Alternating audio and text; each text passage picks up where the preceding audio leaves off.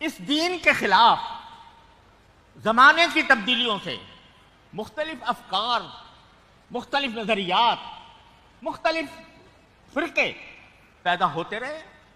ایک زمانے تک ان کا ڈنکا بجا، ایک زمانے تک ان کے افکار جو ہیں دنیا کے دلوں پر مسلط ہوئے، اور یہ سمجھ میں آتا تھا کہ بھائی دیکھو جتنی نئی نسل ہے وہ ساری ان کے پیچھے جا رہی ہے، سب ان کے پیچھے بھاگ رہے ہیں.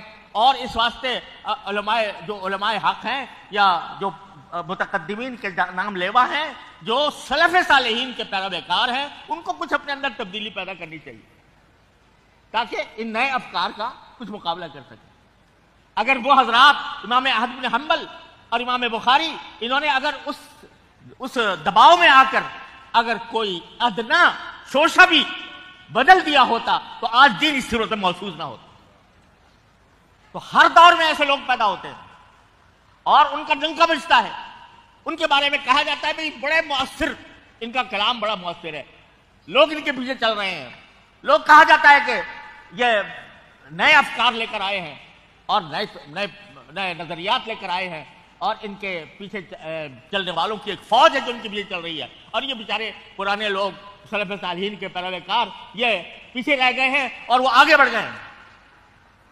میرے بھائیوں، وہ جتنے آگے بڑھنے والے ہیں وہ بھی اسی طرح تاریخ کا حصہ بننے والے ہیں جیسے معتزلہ اور جہمیہ بنے تھے.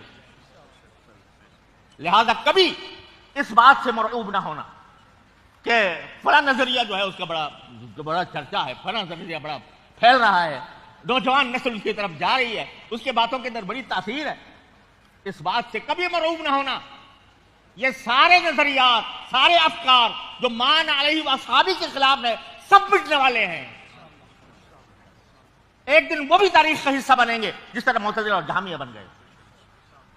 تو اس واسطے میں اس کتاب التوحید کو میں ایک سبق کے طور پر پڑھتا ہوں، سبق کے طور پر پڑھتا ہوں کہ دیکھو یہ سارے تھے، کہاں گئے؟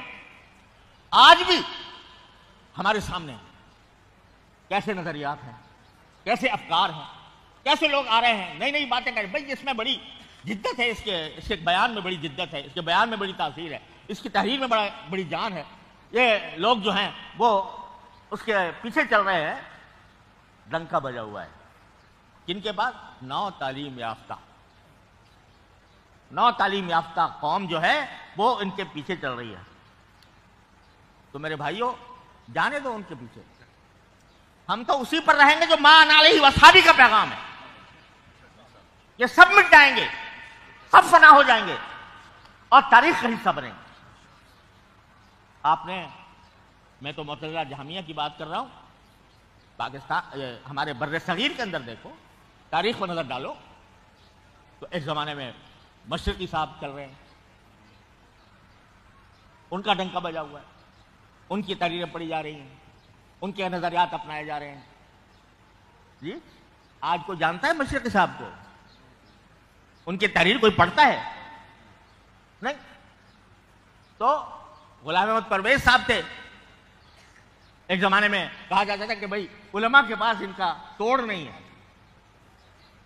سوائے کفر کے فتوے کی. لیکن آج دیکھو کوئی پڑھتا ہے غلام احمد پرویز کی کتابیں؟ وہ کباڑیوں کے ہاں بک رہی ہیں. تو میرے بھائیوں اپنے آپ کو مان علیہ واصحابہ کا پیغام دینے والا بنو، اور کسی بھی ادھر ادھر کی تحریکوں سے، ادھر ادھر کے نظریات سے یہ نہ سمجھنا کہ اسلام میں آج ترمیم کی ضرورت پیش آ گئی ہے، اسلام کے ہمیں اپنے سلف صالحین کے طریقے سے بدلنے کی ضرورت پیش آ گئی ہے. کبھی دماغ میں یہ خیال نہ لانا. ان کا جو پڑھائی جاتی ہے نا، لوگ کہتے ہیں معتزلہ کو اب کیا پڑھیں اور جہمیہ کو کیا پڑھیں. تو میں تو کہتا ہوں پڑھو تاکہ پتہ چلے کہ کون کیا تھا اور کیا ہو گیا.